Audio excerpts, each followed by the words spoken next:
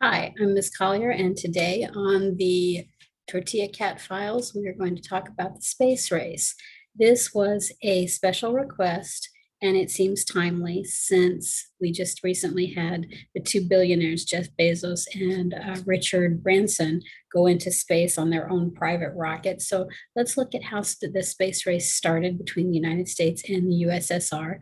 And by the way, Scout is rubbing her face on the laptop here. And so if it looks like we're having an earthquake where I am, it's not an earthquake, it's just Scout. She'll get bored and she'll move on here in a minute, but that's where we are right now. So let me share my screen. Here we go.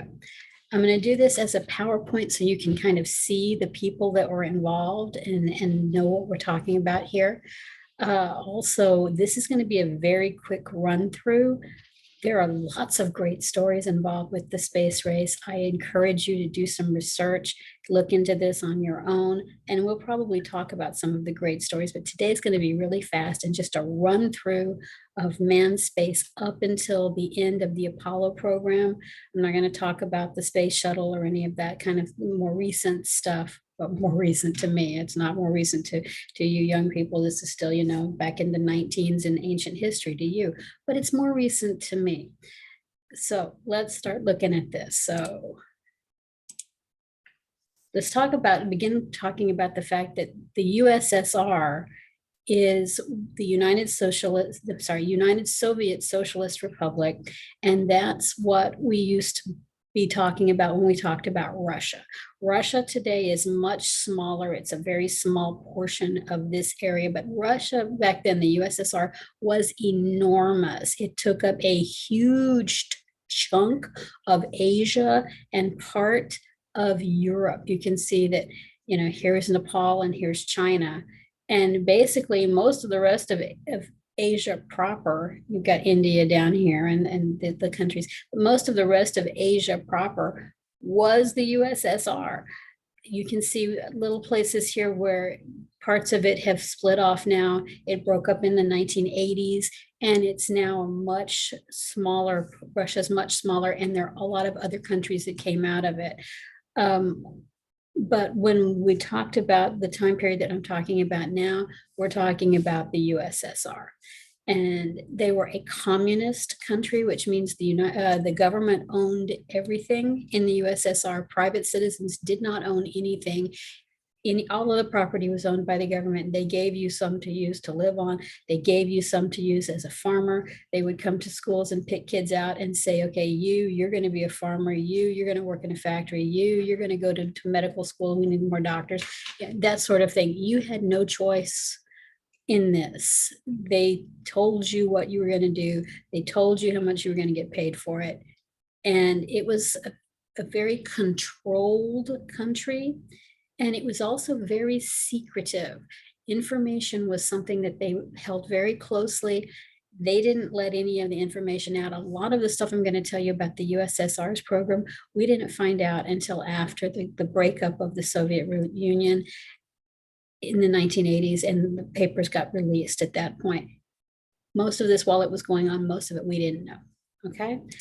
So the two people that came to be in charge of the USSR and the United States were two scientists. In the US, Werner von Braun, this is Werner, was actually a Nazi scientist who at the end of World War II, we recruited and brought over to the US to continue to work for us. He had worked on the program that was building rockets for Hitler. Russia or the USSR also had gotten some Nazi scientists, but they didn't rise to prominence. The man who rose to prominence in the USSR was Sergei Pavlovich Korolev. And if I'm butchering that name, I am sorry. This is him. But again, we didn't know his name until much later. He was kept very secret because the Russians didn't want anybody to know who he was, so that maybe he would become a target. So that's who he was. Okay, in October 4th of 1957, the USSR launched the first artificial satellite. It was called Sputnik. Sputnik in Russian means traveling companion. Sputnik was very, for our terms, a very simple machine. It was about the size of a beach ball. And basically it just orbited the Earth and sent back a radio signal.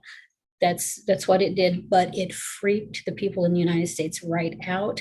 They were convinced that now Russia was going to take over space, and they were just going to be up there in space dropping bombs down on us like you would drop stuff off of a building. So it was immediately decided that we've got to get moving on this. The US was involved in trying to build its own satellites already, but Sputnik came as a huge surprise to them. They had no idea it was coming. On November the 3rd of 1957, the USSR launched Sputnik 2. This satellite had a passenger. Her name was Lyka. Lyka means barker. She was a dog. She had been a stray dog from off the streets of Moscow. She was recruited into the space program, and they launched her up into space. And the really sad thing is they never, ever intended on bringing her down alive.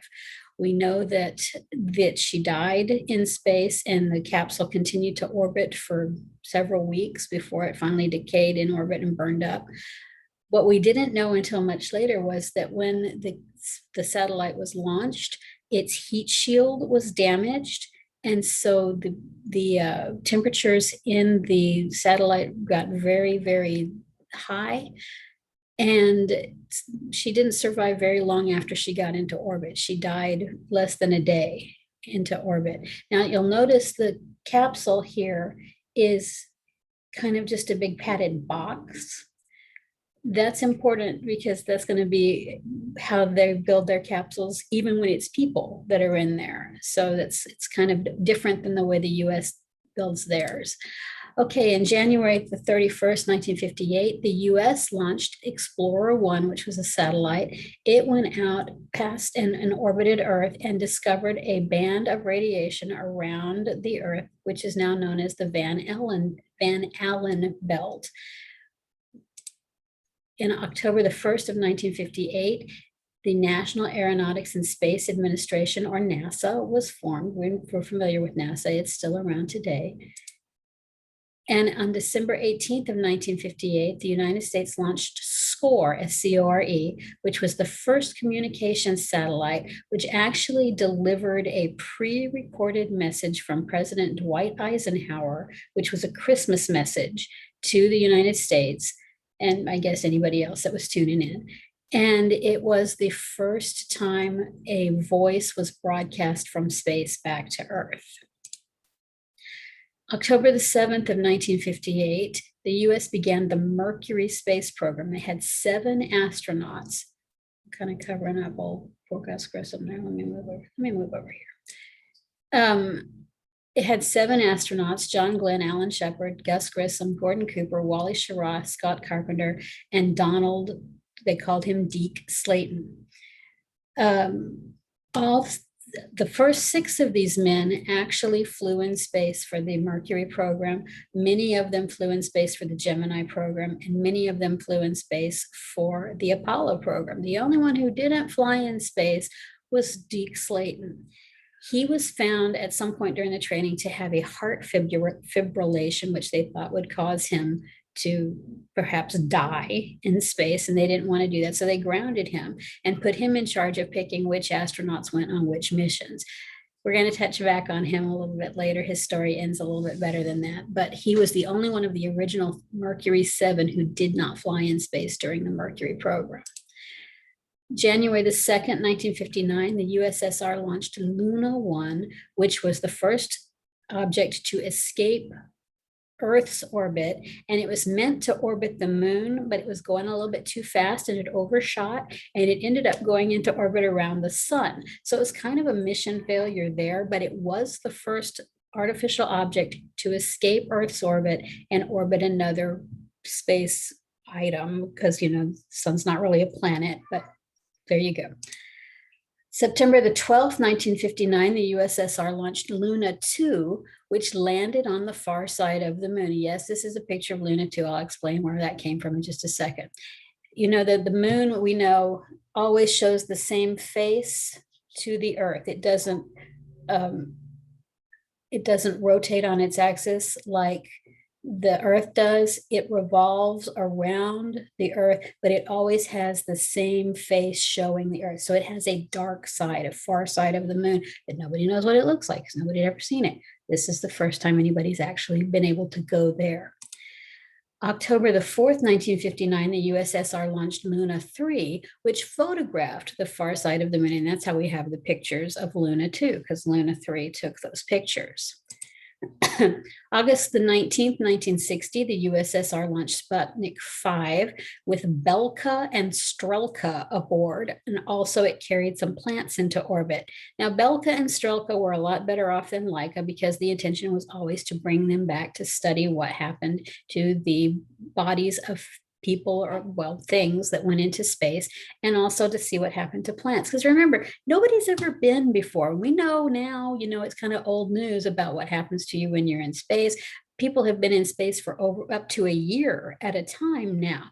But back then, nobody's been. So everything is new. All we have is science fiction writings about aliens and stuff, which is fun. It's a lot of fun. It's still fun, but it's not information. It's, stories. So they're sending these up. They did recover these two dogs alive and apparently well, and so they were better off than poor old Lyka.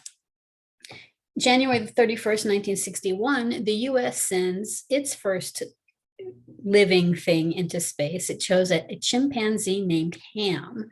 He went up, he came back down, he was fine. He did some things in the space to the capsule while he was up there. He had to turn on buttons and do various things that he had been trained to do. And so that was a breakthrough, that we had sent something that was more closely related to humans than the USSR had. Okay, April the 12th, 1961, the USSR launches Vostok 1 with Yuri Gagarin on board. He made a single orbit and came back down into the US, to the Earth, not to the US. The USSR has their rockets land on their soil, on Earth, not in the water. The US has their rockets splash down into the ocean, because let's be honest, it's 2/3 water. It's a lot easier to hit the ocean than it's going to be to hit the land, right? But this goes back to that the USSR is a very secretive place. They didn't want to take the chance that their rocket fell down into the wrong country, that maybe their cosmonaut, because they called their people cosmonauts as opposed to astronauts, their cosmonaut was found by other people. Russia was a very insulated society. Their people were not allowed to travel outside of Russia. Very few people were allowed to travel inside Russia, so there was no exchange of ideas. They didn't want that. So May the 5th, 1961, the US launches Freedom 7 with Alan Shepard on board. Alan Shepard was the first American to go into space. He also was the first man who went into space who actually had to do stuff with the capsule. He had to fly the capsule. Remember, I showed you the picture with Lyka, and it was just a big padded box. That was pretty much the same type of capsule that took Yuri Gagarin into space. He just pretty much lay there and didn't do anything. There was a contingency that he had some numbers that he could enter and fly the capsule if it totally failed, but that capsule was completely automated. He just lay there. Alan Shepard flew. He flew 116 miles into space. He was up there for 15 minutes. He did not actually orbit. It was just a straight up, straight back down, kind of like what we saw a couple of weeks ago with the two billionaires and their flights. He did experience weightlessness, but he wasn't up there very long. But he was the first man to fly and actually fly the capsule. February 20th, 1962, US astronaut John Glenn orbits Earth 3 times.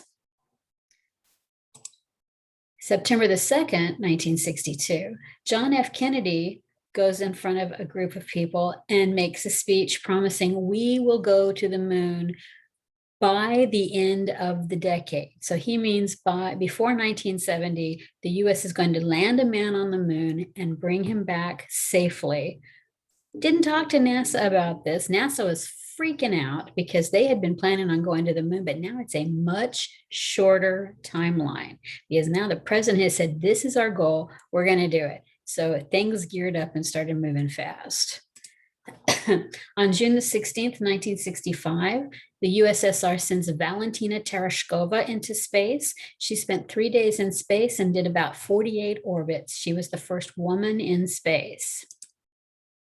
March the 18th, 1965, the USSR sent Alexei Leonov into space, and he performed the first spacewalk, which means he opened up the door of the capsule, got out, went for a walk. He had a tether, so he couldn't just float off, and he had, of course, a special suit to keep him from being killed in space. But he was the first one to get out of the spaceship and experience space without the protection of a spaceship.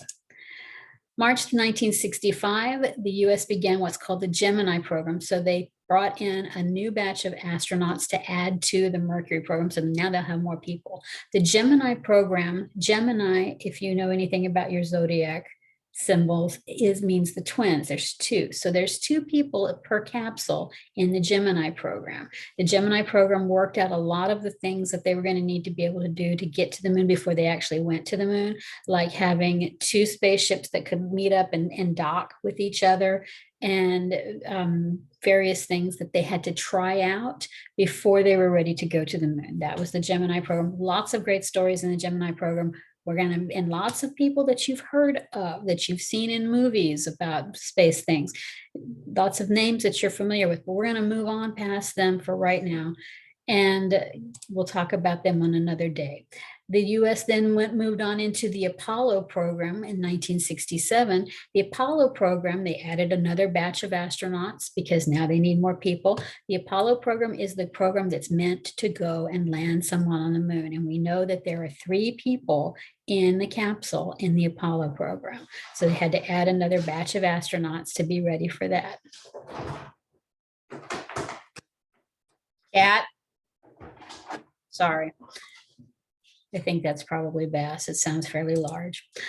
January the 27th, 1967, the Apollo 1 astronaut capsule was getting ready to launch. They were doing some tests on it on the launch pad when a fire broke out inside the capsule.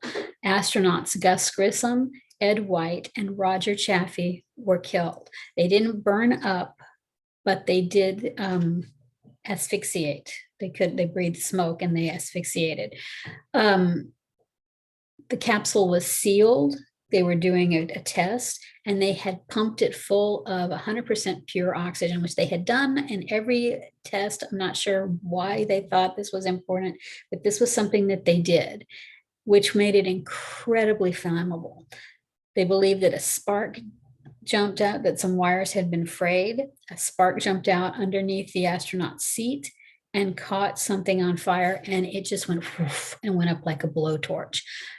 It was over in seconds, but the people on the pad could not get the gate, and they had replaced the explosive hatch with a hatch that you had to crank open because, ironically, when Gus Grissom did his Mercury flight, his hatch blew prematurely while his capsule was in the water. Water started coming in. He almost drowned and the capsule sank, and they lost all of that data. And they always kind of accused him of blowing the hatch early, but he didn't. They finally proved that occasionally there was a malfunction and a hatch would blow on its own, and that's what happened with his. So ironically, they had replaced the hatch on this capsule with one that was not an explosive hatch, and it took several seconds to you had to crank it open, and they didn't have time. They couldn't get it done. So ironically, they died in that. They did replace it back with an explosive hatch after that, and never had any other issues. 1967 was a particularly deadly year for the space program, both for the United States and for the USSR, because on April the 24th, 1967, the USSR's Vladimir Komarov was killed when he was returning to Earth, and his parachutes didn't open, and he crashed into the Earth and kind of left a little bit of a crater there and died. It was a kind of a horrible situation. December the 21st in 1968, the US sent Apollo 8 into space, which successfully orbited the moon and returned. July the 3rd in 1969, the USSR's N-1 rocket, which was the one that they were planning to use to send someone to the moon, exploded on the launch pad with 2,600 tons of fuel on board it, and apparently burned for a considerable period of time. And this stumble kind of threw the USSR out of the race for most of the rest of the time. They never made another serious attempt to go to the moon. It's believed that if this rocket had not exploded on the launch pad, they probably would have beaten us to the moon. But on July the 20th, 1969, Apollo 11 landed on the moon. We know that Neil Armstrong was the first man to step out onto the moon. That's him right there. Buzz Aldrin was with him in the lunar module that lands on the moon. And Michael Collins was the one that was still up in the capsule, making sure everything was going okay. On April 11th in 1970, Apollo 13 survives an explosion in space. It was meant to land on the moon. It did not, but they did have this terrible malfunction in space. They were able to overcome it and bring the ship back, and all three of the men that were on board of it survived. So it was a failure, but it was kind of a good deal because, they still managed to survive it. April the 19th, 1971, the USSR launches the first space station called Salyut 1, where people would go and stay and do work on this space station. It led into what was called the Mir space station, which led into parts of which were reused into what's the International Space Station, the ISS station, which is still up in space, and the United States has sent people to live and work on as well. August the 1st, 1971, Apollo 15's commander, David Scott, drove the lunar rover, on the moon, first guy to drive on the moon. And that thing is still sitting up there somewhere on the moon because they didn't bring it back with them. They just left it. December the 7th, 1972, Apollo 17 is the final mission that landed on the moon. Astronaut Gene Cernan has been quoted as saying, "My footprints are the last ones on the moon." And maybe they're still there, since we know there's no weather on the moon. Maybe they're, unless something has hit them, maybe they're still there. Don't know. There were no more trips to land people on the moon. There had been more trips planned, but funds were cut and they stopped sending people to the moon.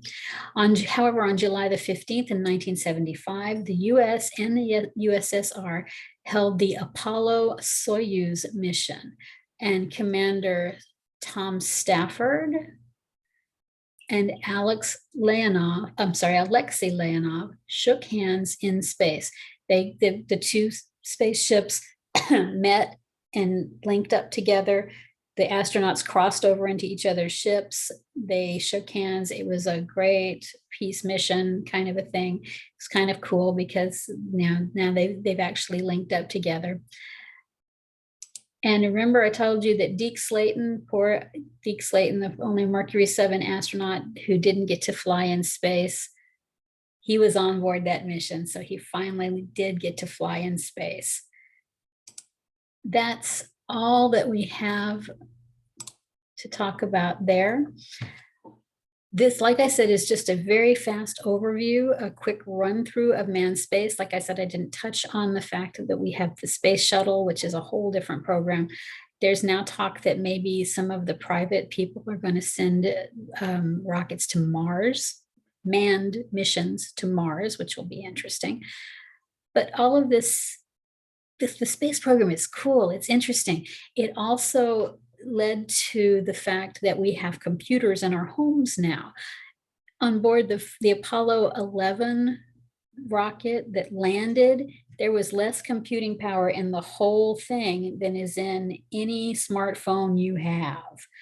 We have more computing power walking around in our pockets today than they used to go to the moon. It's amazing the advances that have come out of the space program. It'll be interesting if we ever go back. Let me know what you thought about this. Give me a thumbs up, give me a thumbs down if you didn't like it. Tell me what you liked the most. Let me know if there's something you want me to talk about. Thanks for joining me and Scout back there. We'll see you next time.